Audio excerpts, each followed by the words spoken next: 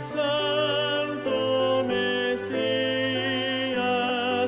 Verbo humanado, venid adoremos, venid adoremos, venid adoremos a Cristo el Señor. Cantad jubilosas, célicas criaturas, resuenen los cielos con vuestra canción. Al Dios bondadoso, gloria en las alturas, venid adoremos, venid adoremos, venid adoremos a Cristo el Señor.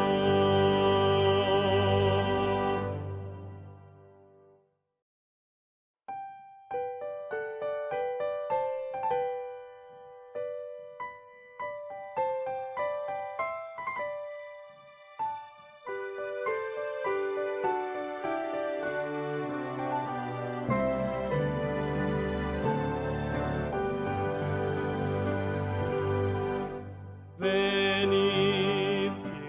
En nombre de la Iglesia Evangélica Metodista de Costa Rica, estamos enviando un cariñoso y fraternal saludo a los superintendentes, a los pastores, a los consejos ministeriales, a los predicadores laicos, a toda la membresía en cada una de las congregaciones que están presentes en las 7 provincias de nuestra nación, así como a cada institución que conforma nuestra gran familia metodista a nivel nacional. Es un momento apropiado para apartar estos minutos, para que juntos estemos en acción de gracias y en gratitud a Cristo por su protección, hermanos, por su provisión, por su cuidado, así como estar dando gracias por su misericordia para con nuestro país, el cual ya llevamos 21 meses de pandemia. Y asimismo, orar en este momento por compasión para que el Dios de amor, el Dios de esperanza, siga cubriéndonos con su presencia protectora como habitantes de nuestro país. Y asimismo también presentar a nuestros gobernantes del Poder Judicial, del Poder Legislativo, del Poder Ejecutivo, para que Dios sea con cada uno de ellos y que ellos puedan tener sabiduría, puedan tener dominio propio, puedan tener discernimiento, puedan tener prudencia e inteligencia para que guíen nuestro país por las sendas de la ética, por la senda de la justicia, y así podamos vivir quieta y reposadamente como nos lo enseña el apóstol Pablo. Agradezco una vez más la confianza que nuestro señor obispo me concede para tener el honor de estar hoy compartiendo la palabra de Dios, la cual es viva, es eficaz y es más cortante que espada de 2 filos. Tratando de adentrarnos en el tema que hoy nos convoca en esta oportunidad, los textos que he escogido para nuestra predicación de hoy están muy a tono con el tema de la encarnación y el nacimiento virginal de Cristo.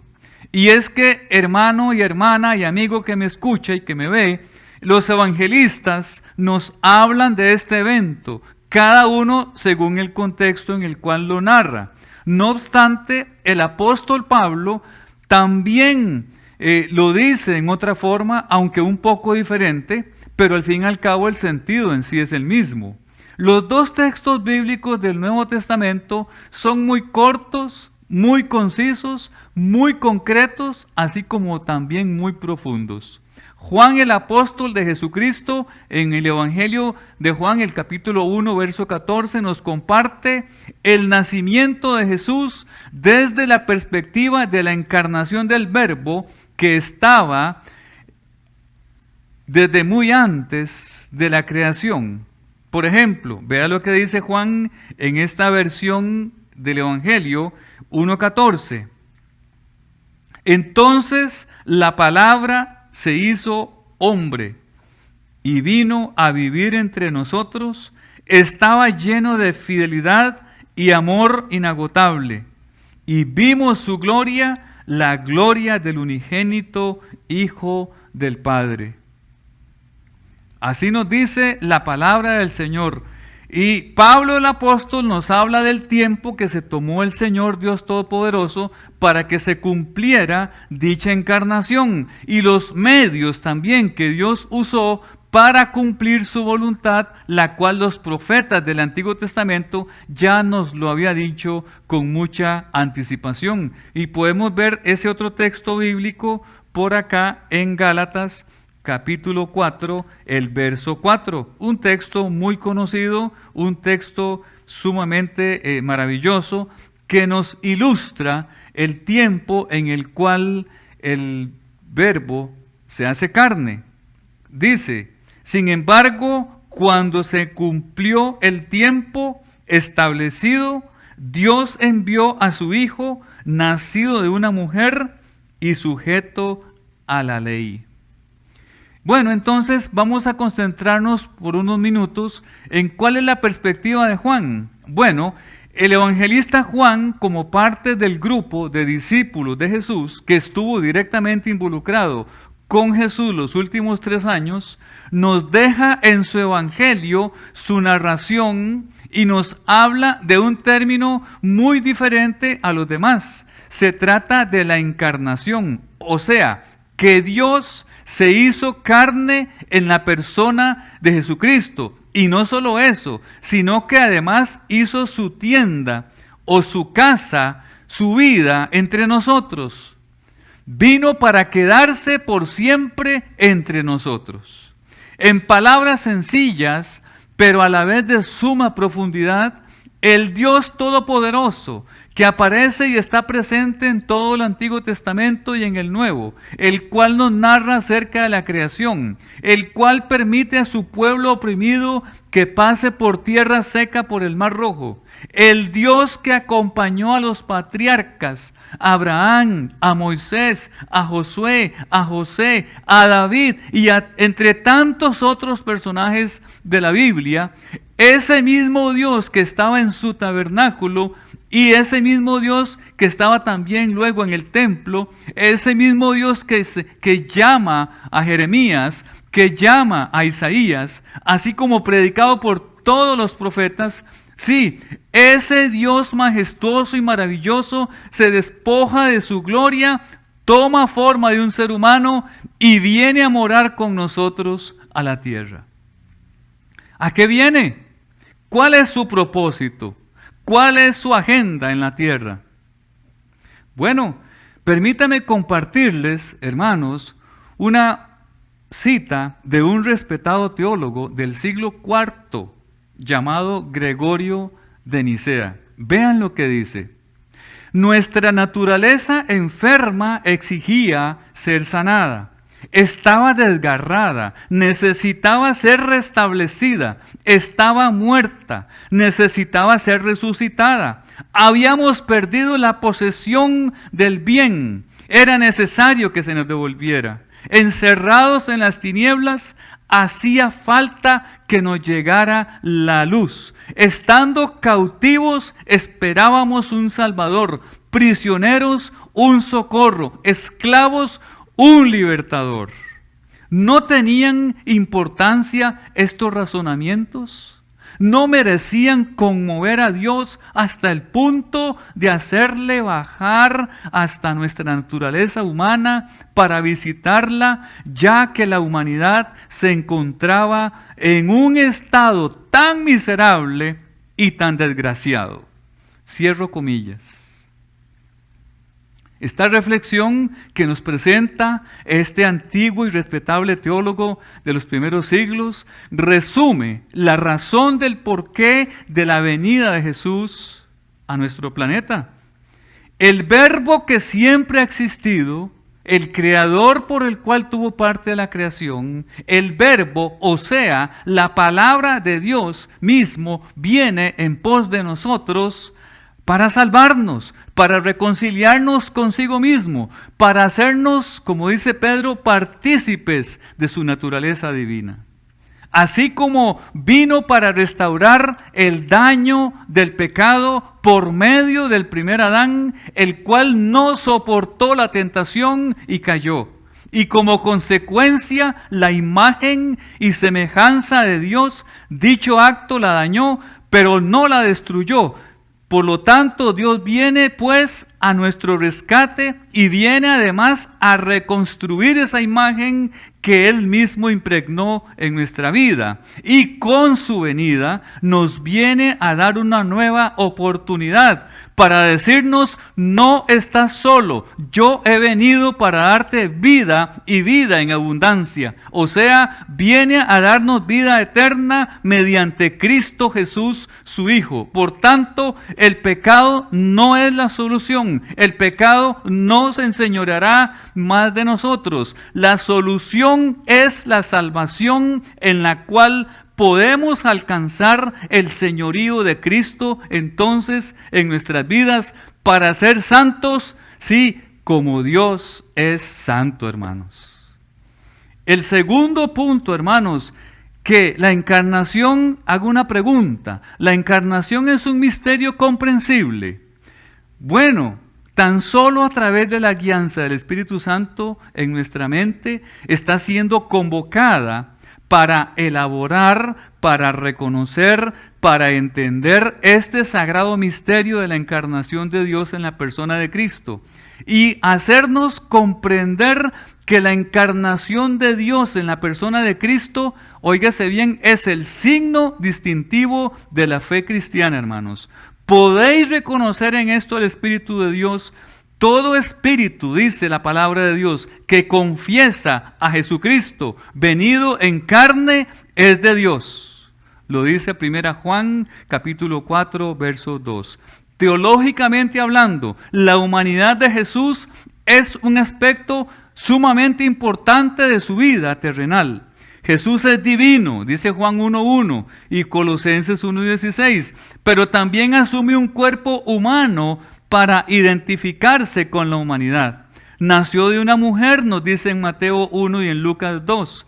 Comía, nos dice Mateo por ahí en otra parte. Dormía, experimentó la tentación, nos dice en Mateo 4 del 1 al 11. Al igual que otros seres humanos, podía sudar y hasta sangrar gotas de sangre, como dice en Juan 19:34. Y también mostró emociones humanas, incluyendo la ira, como lo vimos y lo vemos en Marcos 3 al 5. La alegría en Juan 15:11 y el pesar en Mateo 26:37.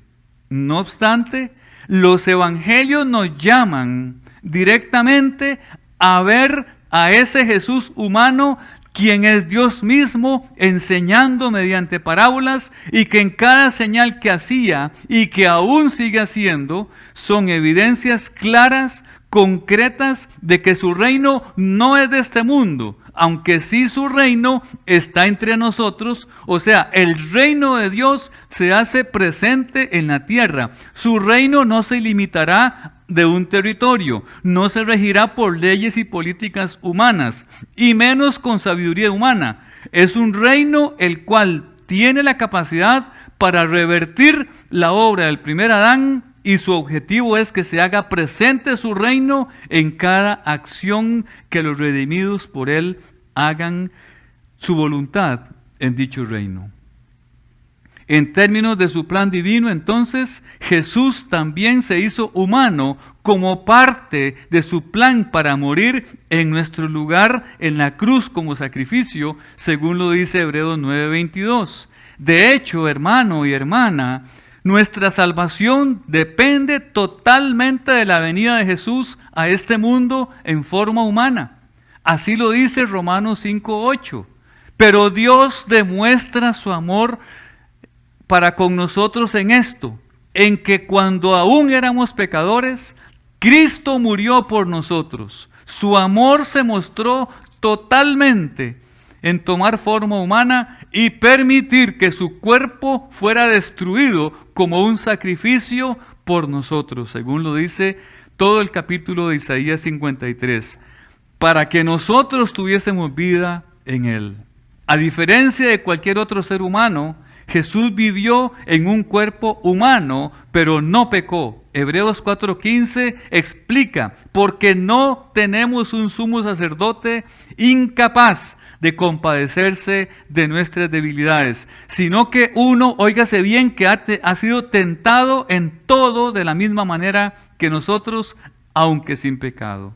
Resistió la tentación a la perfección, según nos lo dice en Mateo 4, del 1 al 11, revelando tanto su plena deidad y su plena humanidad.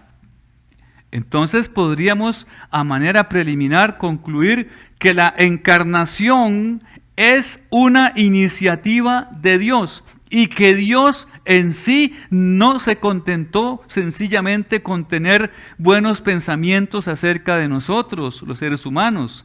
Tampoco con ayudarnos mientras mantenía su distancia. No, la encarnación de Jesús, el Hijo de Dios, significa que Dios, como parte de su iniciativa misma, nos visita para darnos aquella necesaria salvación en medio de una lastimosa y precaria situación que la humanidad nos encontrábamos.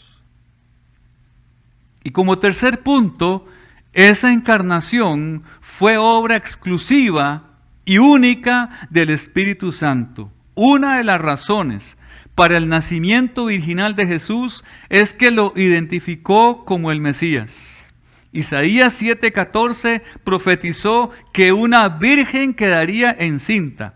Desde que se hizo esta profecía, los judíos habían esperado esa señal en particular. Dios usa milagros para validar a sus mensajeros.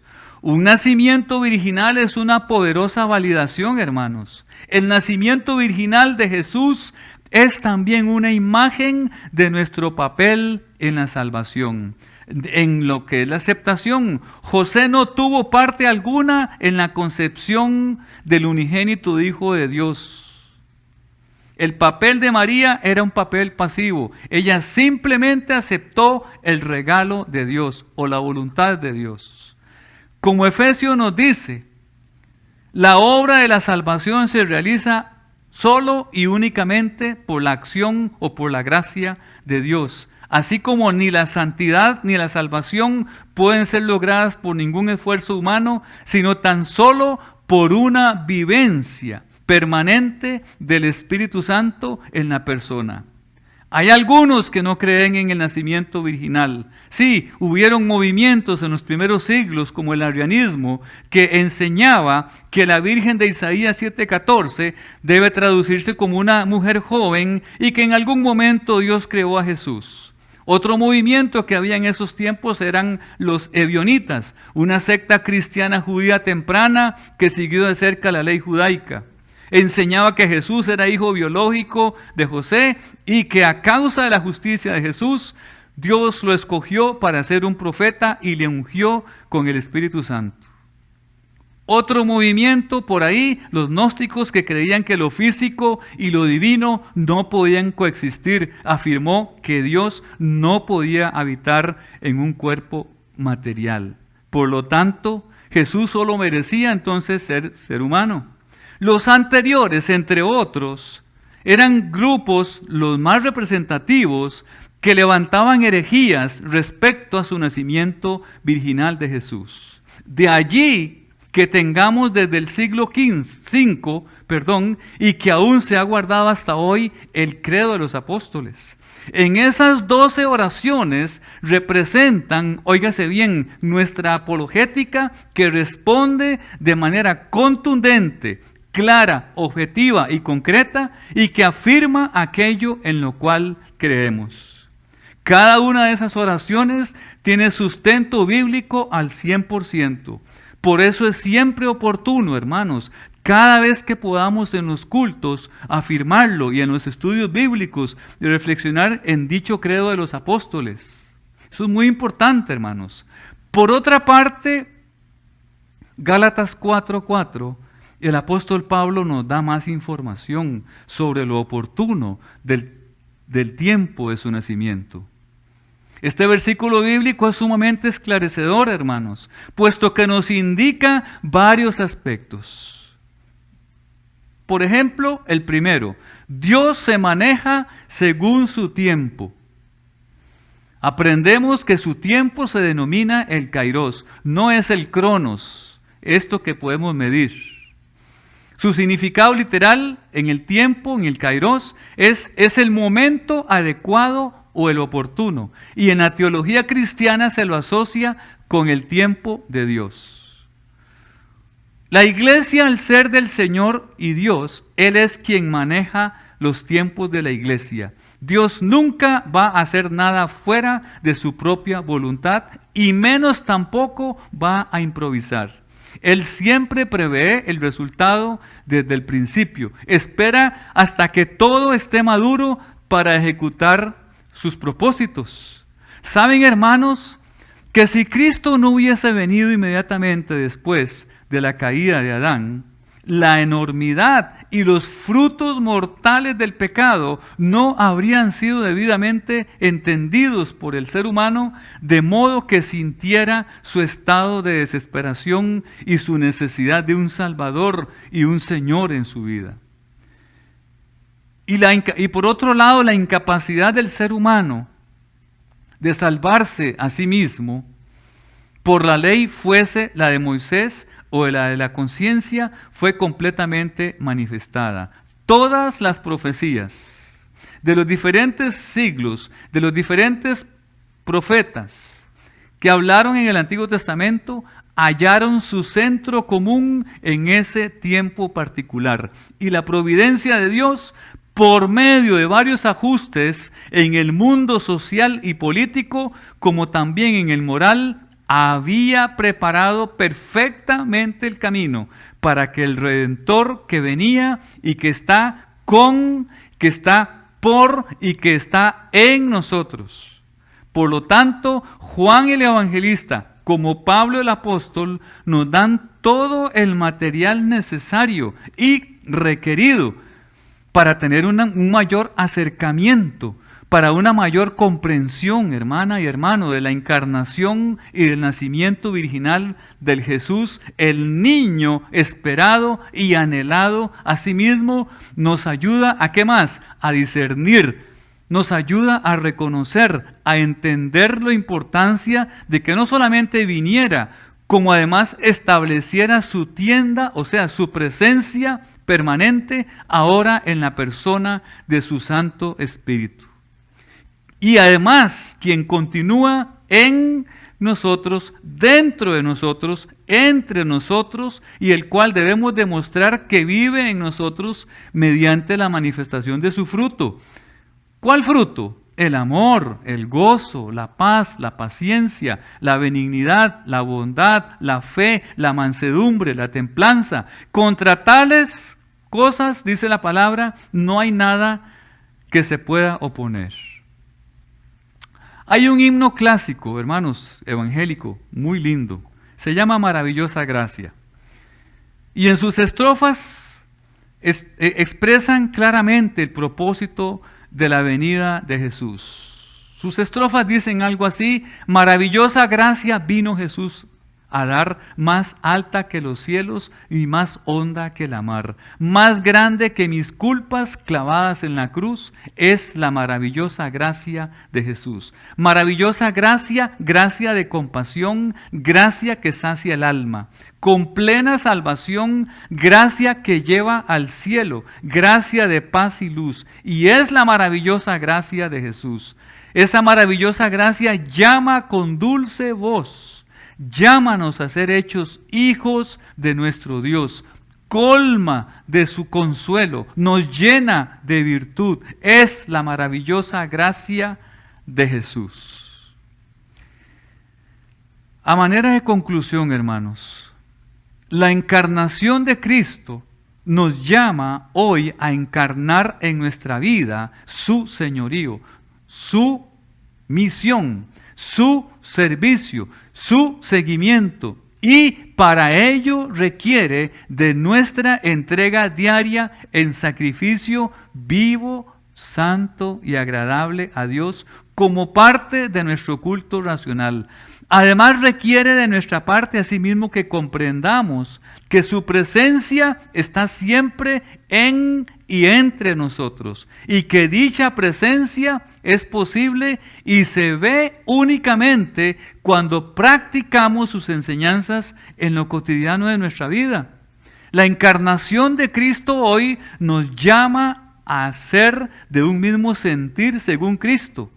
Según Pablo lo manifiesta, haya pues en vosotros este sentir que hubo también en Cristo Jesús, el cual siendo en forma de Dios, no estimó el ser igual a Dios como cosa a que aferrarse, sino que se despojó a sí mismo, tomando forma de siervo, hecho semejante a los hombres, y estando en condición de hombre, dice la misma palabra, se humilló a sí mismo, haciéndose obediente hasta la muerte y muerte de cruz.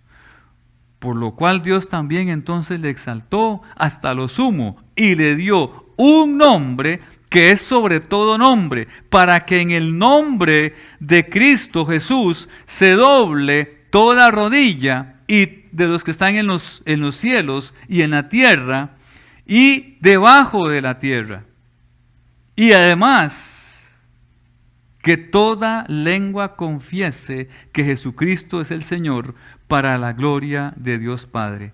Pero asimismo nos convoca a una ética de vida diaria al decir el apóstol Pablo, por lo demás, hermanos, todo lo que es verdadero, todo lo que es honesto, todo lo que es justo, todo lo que es puro, todo lo amable, todo lo que es de buen nombre, si hay alguna virtud, si algo digno de alabanza, en esto pensad.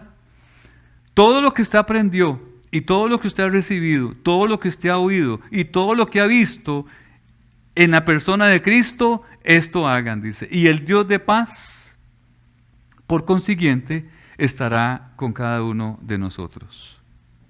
Yo espero, hermana y hermano, que estos dos conceptos queden muy claros en cada uno de nosotros en estos días tan importantes que estamos por celebrar, hermanos.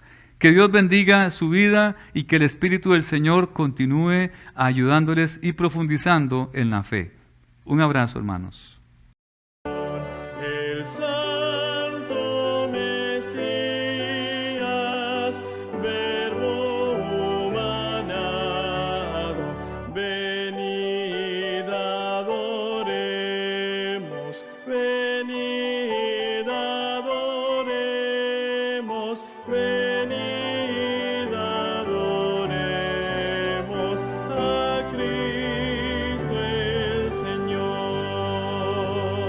Cantad jubilosas, célicas criaturas, resuenen los cielos con vuestra canción.